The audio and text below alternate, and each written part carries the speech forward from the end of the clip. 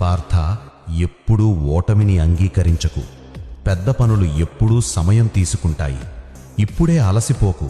ఇంకా నువ్వు ఏడ్చిన చోట నవ్వాల్సి ఉంది. ఒంటరిగా ఉండు, కానీ బలంగా ఉండు. పార్థ, అతిపెద్ద సంపద నీ మేధస్సు. దానిని ఎప్పుడూ సానుకూలంగా ఉంచు. మంచి కర్మలు చెయ్యు. పార్థ, భక్తి రావణుడికి ఉండేది, కానీ కర్మే నిజమైన గొప్పతనం. ఒకరోజు అకస్మాత్తుగా నీ సమయం వస్తుంది. నీకు తగిన ప్రతీదీ నీదవుతుంది. మనిషి పుట్టుకతో కాదు, తన కర్మతోనే మహానుగా మారుతాడు.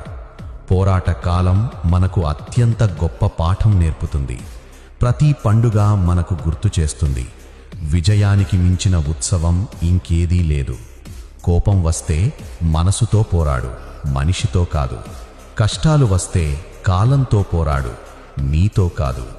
పార్థ, ఏ పని చెయ్యాలన్నా భయం వేసినప్పుడు అదే వెంటనే చెయ్యాలి.